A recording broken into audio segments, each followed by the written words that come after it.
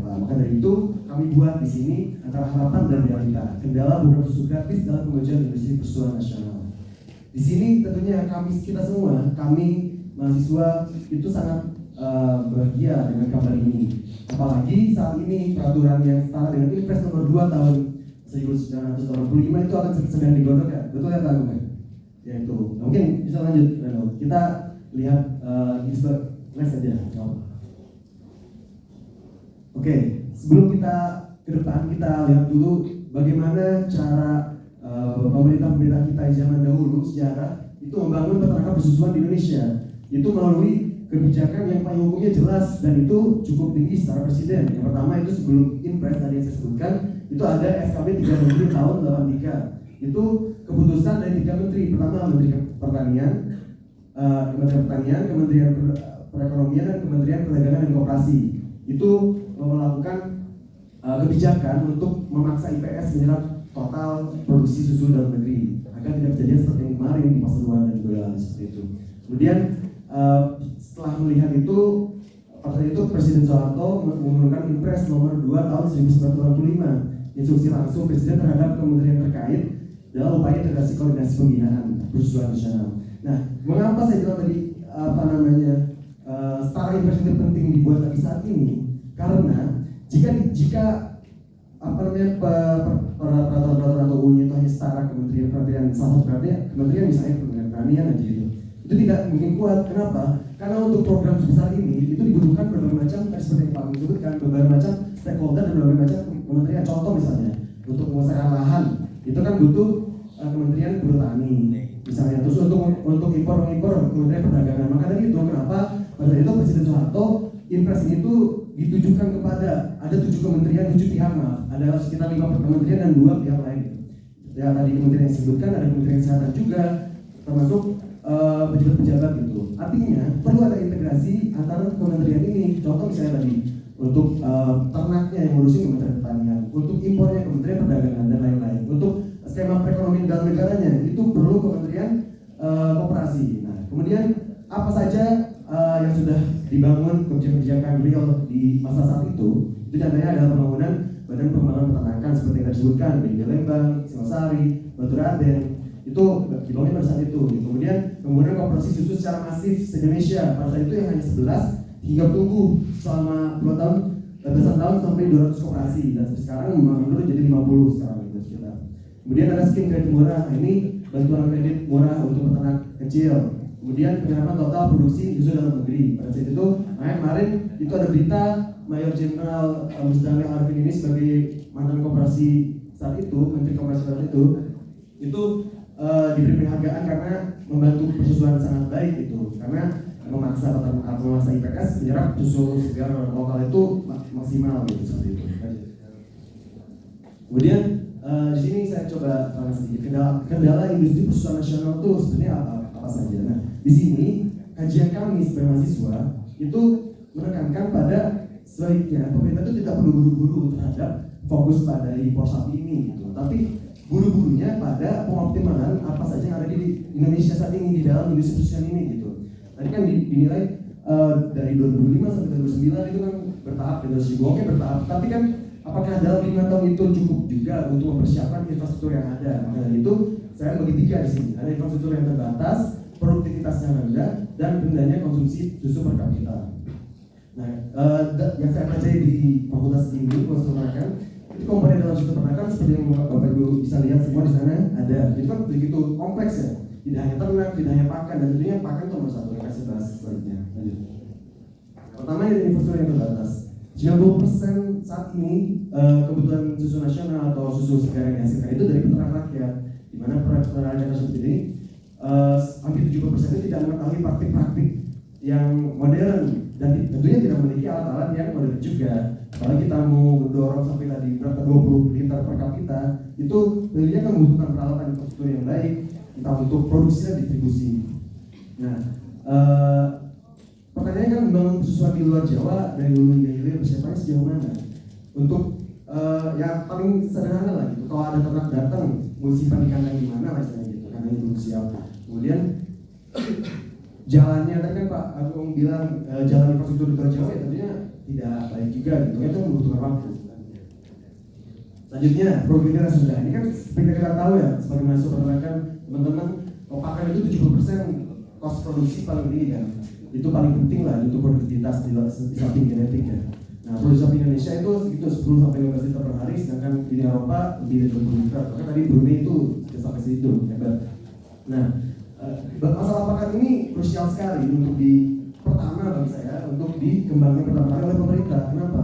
Karena memang pakan ini sumbernya semua hal gitu, dari motif dari Prof. Ali sendiri itu pakan yang berubah atau yang berwarna itu bisa signifikan menurunkan produksi susu dalam 2 hari.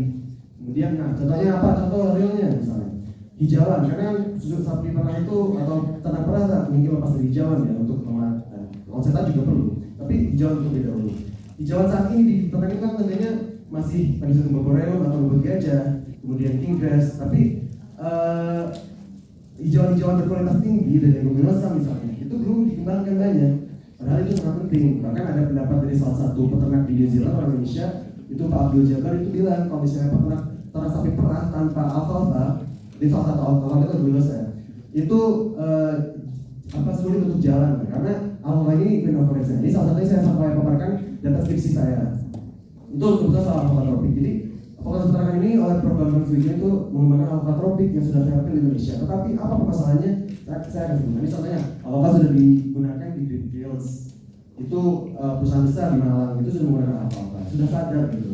Kemudian itu bisa dibaca sendiri, ada penelitian juga sudah membuktikan memang alfalfa cukup bagus. Kemudian apa saja peternak ini kesaksian peternak melalui saya riset dan wawancara langsung itu ada peternak anggota koperasi di Jawa Barat itu sulit dapat lahan, sulit dapat hijau juga tentunya. Kemudian di Pangalengan, kemudian ada proses perizinan PVT. Kalau teman-teman PVT itu singkatnya perizinan untuk hijau atau tanaman-tanaman pemuliaan gitu. Izin menyebarkan tanaman, propagasi tanaman gitu. Itu sulit juga, apapun sulit kan kalau Indonesia perizinan itu, makanya sebaiknya itu dari situ turunnya gitu. Ngurusin susah, jadi sebaiknya Indonesia pemerintah sebaiknya apapun itulah diperbaiki itu sistemnya, jangan dipersulit karena peneliti pun termasuk Prof. Bambang ini kan terlambat gitu propagasi tanaman alfalfa ini padahal baik. Jadi harapannya pemerintah tuh punya pendampingan yang intens gitu untuk pengembangan hijauan ini khusus. Jadi berbeda dikembangkan di Batu-Raden tadi gitu. Dikembangkan lagi tentunya harus lebih banyak lagi seperti Singosari, Lembang tadi itu diperpanjang lagi kalau Indonesia memang targetnya seluas itu. Kemudian ini berdasarkan wawancara saya langsung dengan marketing salah satu di Jawa Barat, itu pemerintah tidak main berkontribusi dalam menjaga kestabilan harga dan kontinuitas bahan pakan konsentrat. Nah, ini penting karena meskipun sapi perah itu yang utamanya sapi bukan utamanya rumput ya, tapi teman semua konsep ini penting sekali. Apalagi ada subsidi seperti zaman dulu, ada subsidi konsentrat atau bahan pakan murah. Intinya kalau tidak ada subsidi pun, pemerintah bisa membantu menjaga rekonstruksi harganya stabil dan ada gitu.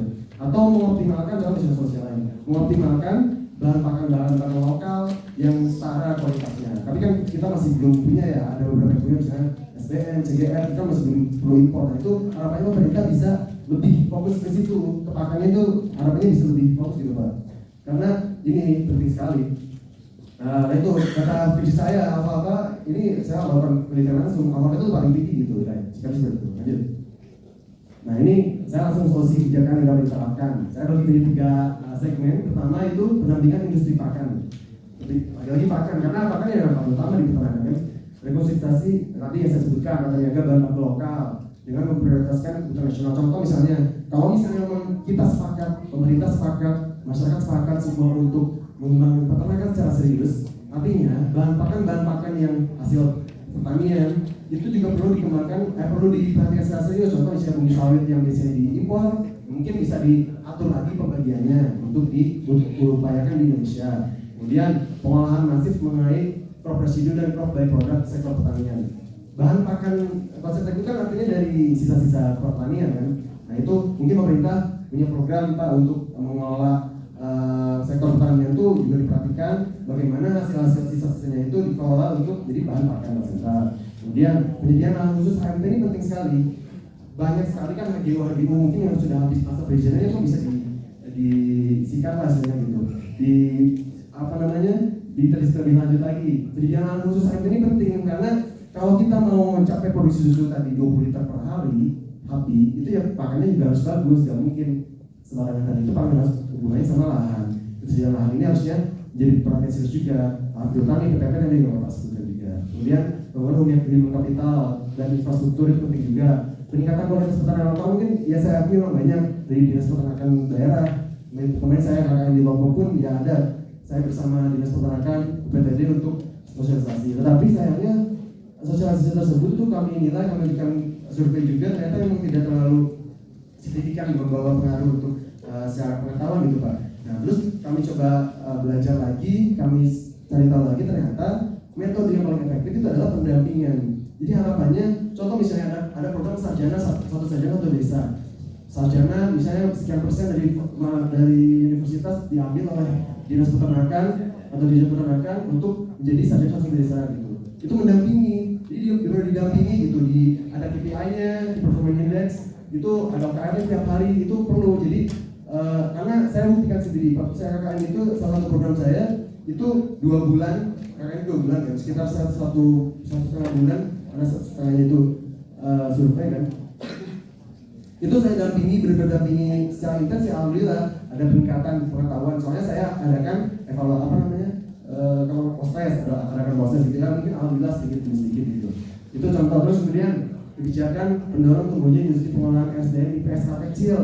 Nah kan selain membangun hulu tadi hilirnya dibangun melalui IPS skala kecil dibangun. Karena 8 IPS sekarang ini tuh di Pulau Jawa dan besar semua gitu. Dan itu sayangnya takutnya kan bahaya, makanya perlu peningkatan di masyarakat kecil ini. Gitu. Kemudian pembangunan balai kesehatan, bibit dan IPS tadi saya sebutkan. Kemudian kebijakan dan regulasi, peningkatan pengawasan, efisiensi dan transparansi koordinat IPS. Ini perlu juga karena ya celah-celah korupsi kan selalu ada di mana-mana gitu, dalam konteks ini ya di antara KUD, IPS dan change tersebut gitu. Kemudian kebijakan pengurangan pajak impor peralatan hulu hingga hilir tadi saya sebutkan. Untuk mendukung produktivitas yang tinggi, hasil yang baik, perlu infrastruktur yang baik. Maka dari itu pajak impor peralatan seperti alat pendingin, kemudian alat perah otomatis itu juga perlu pajaknya, harapannya bisa buat untuk mengurangi pajak tersebut itu. Jadi ya biar adil lah gitu. Sekarang udah dinaikin 12%, Bagus Mulyani kan bisanya minta terus, hanya kita minta ke pemerintah seperti apa. Nah, kemudian perkembangan skema penguasaan lahan kepada petani produktif dari lahan HGU yang masih terjadinya. Jadi ya lagi-lagi hubungan peternakan sama lahan. Jadi bagaimana pemerintah mengupayakan lahan produktif untuk peternak kecil yang skala kecil gitu untuk berkembang. Jadi harapannya selain kita memikirkan strategi untuk impor seperti apa tadi yang sudah disebutkan, tapi kita memikirkan juga bagaimana kita menyiapkan segala hal itu sebelum terjadi gitu. Agar kita siap, insya Allah nanti juga kalau misalnya sistemnya sudah baik, teman-teman mahasiswa, peternakan, teman-teman semua di bidang peternakan, ada produksi beternak hewan, ada D3 kesehatan hewan di vokasi juga nanti otomatis terserap sendiri kalau misalnya sistemnya sudah baik. Jadi mari kita bersama-sama untuk membangun ini dengan baik tanpa ada sentimen apapun itu, tapi kita bersama-sama sayang Indonesia, cinta Indonesia. Terima kasih. Saya kembalikan pada Mas Anwar. Baik, terima kasih Mas Bagus pemaparannya. Tadi ada beberapa hal yang saya highlight terkait dengan pengoptimalan infrastruktur, kemudian penyiapan lahan hijauan dan hijauannya, kemudian pendampingan yang intens dari dinas terkait, kemudian penyiapan bahan pakannya seperti CGF itu kalau bisa nggak impor gitu ya. Nah, tapi